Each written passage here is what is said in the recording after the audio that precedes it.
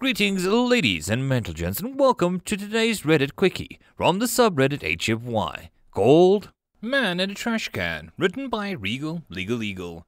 The link to the original will be in the description down below, and as always, I hope that you enjoy. You get up every morning from your alarm clock's warning. Larry nodded at the start of the music, blowing a puff of smoke out of his nostrils, further smoking up the cockpit of his scrubber, hummed and whined as it tried to keep the atmosphere breathable, despite how much smoke that he'd been pumping out. It was just another day for him collecting trash, and he had no reason to treat it any differently. He shifted his arms to the can, grabbing another hold of defunct satellite, as he began to cut it into smaller pieces with a plasma torch, so they would fit better into his compactor. Plenty of Xeno species had the great fortune to make a very coordinated and orderly entrance into space. The Termek were not one of those species. Their homeworld was ringed in orbital debris from hasty launches into space, followed by several decades of struggling to advance until they were discovered by the greater galaxy. As unusual as their attempt to better relationships and open up more trade to the hegemony approached, proclaiming humans to be masters of trash cleanup after their own troubled bootstrap launch programs. Of course, all the hegemony's cleanup operations actually meant was a man, a can, and a compactor, which was where Larry came in. He collected the fragments of satellites and boosted a few kilometers from the battered yellow compactor, orbiting near his position, letting the pieces go before the magnetic tractor beam started to reel them in. If everything went well, he'd be done in about a year. Shifting from a short stub of a cigar in his mouth, and he let out another puff of smoke and began to boost off towards the garbage to collect. Overall, the job wasn't too bad. He had his own hours, didn't have to deal with crappy customers or bosses, and when the contract was complete, he'd make damn good money. But until then, he was out here watching the traffic flowing around the cleared lanes to and from the planet, without a thought in the galaxy for the yellow can and compactor. He was still looking for the old Termek space station, orbiter, lifter, or even a full capsule. He'd picked apart some of the old pre-hegemony stuff in the asteroid belt back on Sol and had a little collection going. He liked to think of those early pioneers. How brave they must have been. How excited to be the first ones venturing forth into the void. Working as a garbage man was about the closest that he could come to that feeling. All the expeditions were crewed by educated types with degrees. He didn't have one of those. Instead, he had a rockball scholarship, followed by a busted knee, followed by losing his rockball scholarship. He could walk fine these days, but he sure couldn't play like he used to. Shrugging off the thought, he glanced at his watch. Another 2 hours of this and he'd stop for lunch, and then another 5 hours and then he'd stop to sleep. Then wake up and start all over again. That was the plan at any rate. Someone had to haul all this trash off to make their planet safer to travel to. He wasn't that someone. As he was chopping up another satellite, however, he saw something jerk into reality, not too far from his position. "Mother of God," he muttered, and quickly stabbed the comm button with a grubby finger. "Central Control, this is Trash Can, do you read me? Over." We read you, Trash Can. Over. I'm staring at a Thrasher cruiser. Over. The other line was dead silent as they tried to process that, and he stared at the death ship before him. It was sitting there, for now, likely recovering from the skip drive before it would descend upon the planet below. He knew the Termek had a defense fleet, somewhere, but he'd heard that they were off running exercises, or monitoring the border, or something. Did you hear me, Control Central?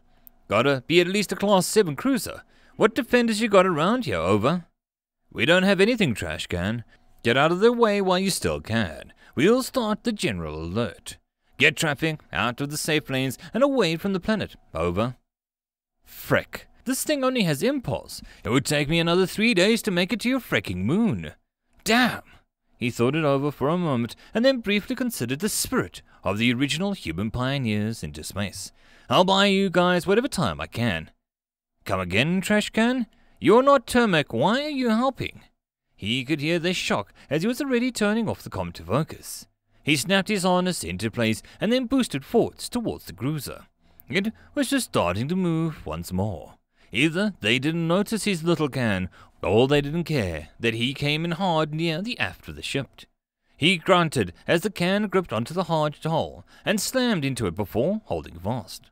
Activating the plasma torch, he began to hastily cut a hole into the plating of the cruiser, making a rough circle before clamping a magnetic arm onto the center and jerking it free. He saw a puff of released atmosphere before the Thrasher in red combat armor came flying out, slamming off of his can before tumbling into space. The ship shuddered then, and he could feel that the start to slow, trying to veer away from the planet as they realized that they now had an exposed engine compartment. Yeah, try entering the atmosphere now, you wreckers. Larry was about to start cutting away more plating when he saw that the smaller cannons on the hull were starting to turn his way. Oh damn. He lifted a chunk of the hull to one of these arms as a shield, boosting up towards the cannon while trying to keep it from being locked on. There was a flash as the cannon fired, and then part of his arm jerked towards his cockpit. But the sounds were muted heavily in the depths of space. He could see the dent in the armored plating, but it looked like a cannon wasn't powerful enough to pierce it. Or at least, not one shot. He juked the can left and right to make it harder for the gunners to get a lock. Thinking back on the days of racing across the rockball field, of course, back then the other enforcers weren't shooting at him. There was another flash and a muted report of the cannon, but the chunk of hull that he was using as a shield held steady. Finally, he was next to the cannon, and he released the magnet arm and let the hull float free as he instead latched onto the cannon. The plasma torch quickly cut through the barrel of the cannon before he began to cut a hole in the top of the gun. Yanking the plating free, he saw another puff of released atmosphere and another Thrasher go tumbling off into the void. He tilted his can up, looking inside of the gun emplacement, before quickly using a mag arm to grab one of the HE rounds that he saw inside. There was a much bigger cannon at least ahead of him down the hull, and he saw it aiming up before a much bigger flash of light made him grunt and blink away the spots in his vision. Looking past the gun, he realized that they were firing on a civilian traffic trying to free. "Not today, you freckers," Larry growled out, and began to boost towards the bigger gun. He didn't see any smaller turrets able to be focusing on his little trash can, which was nice, and he had made it a much bigger gun and latched onto the base just in time for there to be another bright flash, this time able to hear the gun firing more clearly. If he simply popped open the big gun, they could likely get it working again. So instead he moved his trash can up the barrel, jamming the HE round into it and then hastily welding it into place, praying that they couldn't tell. He was turning to boost away when he heard a plink, plink, crick, and saw the crack of the cockpits before the smoke began to get sucked towards it. Oh damn. He spat out his cigar, reaching back to grab his helmet, which he had hastily jammed onto his head. Sealing up his suit, once he was sealed in, he slapped the emergency vent and released all the little oxygen that he had left in the cockpit, before the glass shattered under the pressure. Looking outside, he saw Thrashers on the hull with rifles firing at his can. He could hear the plinking noise and began to see warning lights flash. He was pulsing away from the side of the sabotage turret, trying to get behind the cruiser's conning tower. The explosion was more felt than heard, and his can suddenly tumbled and the galaxy spun around him as his can slammed into the base of the tower.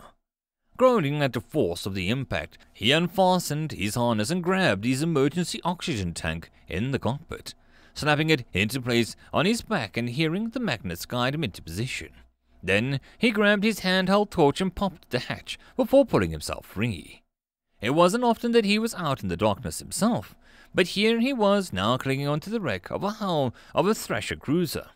The larger cannon that he'd sabotaged had been blown completely free, and he could see more dead Thrashers bouncing off the hull. Taken out by the blast, looking up at the conning tower, he began to climb, seeing the civilian traffic far off in the distance fleeing the now wounded cruiser. He wasn't sure what else he could do, but he'd promised to buy them as much time as he could, and that's what he'd do. As he climbed up the conning tower, he stopped just beneath the bridge. He slipped around the back and then carefully made his way towards one of the side windows. They hadn't sealed them for combat for some reason, probably because the Thrashers loved watching their victims die in real time. Sadistic bastards. There were 5 inside the bridge, and they hadn't seen him yet. 2 were arguing while the others manned the terminals. He looked down at the torch in his hands for a moment, and then nodded. Quickly lowering his face shield to protect his eyes, he turned the torch on. Seeing them all snap their heads around, and he began to cut a circle in the steel glass viewport. He had just finished before he gave them all the finger and smashed the circle with his elbow.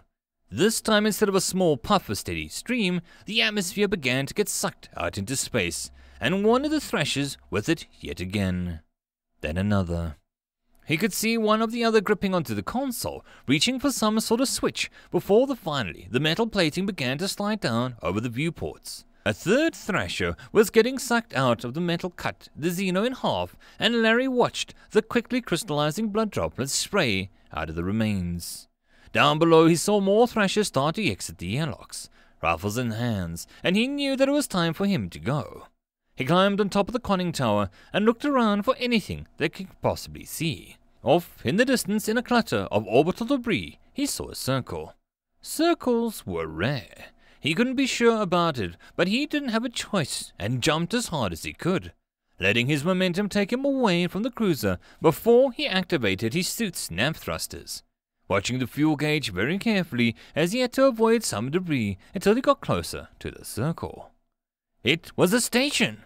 Now, to see that lucky he was, he straightened his approach and slowed down with his thrusters as he got into the airlock. All the writing was in Termic, but he had learned enough to get this job done. Twisting on the emergency release in the outer door opened with a grinding wheeze before he slipped inside, and then began to use the manual crank to get it closed. That done, he had to pull the oxygen tank free on his back and release just enough for the old computer to figure out the atmosphere was nearly equal. He saw the green light on the panel, just cranked the inner door open before he slipped inside and shut it behind him. That done, he pulled his helmet free and began to laugh. The entire incident had taken him about 20 to 30 minutes, and here he was likely to his final resting place. He finally stopped laughing and looked at one of the panels to check the oxygen levels in the station. He had maybe 5 hours if he took it slow. What then?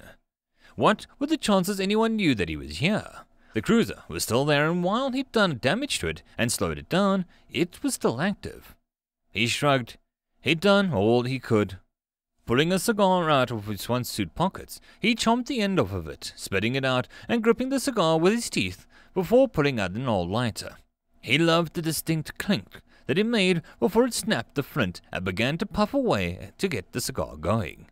It probably wasn't a good idea to cut down his oxygen supply by smoking, but he was dead anyways, right? Once he had the cigar going, he wandered through the station to find another terminal and smiled as he found it. Pulling out a small device from his suit, he plugged it in and began to fiddle with the controls until he could hear the broadcast ringing out around the station. It started with a guitar, and then drums, and then finally, living easy, living free, season tickets on a one-way ride, asking nothing, leave me be, take everything in my stride, don't need reason, don't need rhyme, ain't nothing that I'd rather do, going down, party time. My friends, what are we gonna do? And then he began to sing along with the chorus. I'm on a highway to hell. On a highway to hell. Highway to hell. I am on a highway to hell. End of story. And that, my friends, is the end of this Reddit Quickie. I hope that you enjoyed. If you'd like to support the channel or the author, all the stuff is down below. And as always, I hope that you guys have a good one, and I will see you in the next story. Cheers.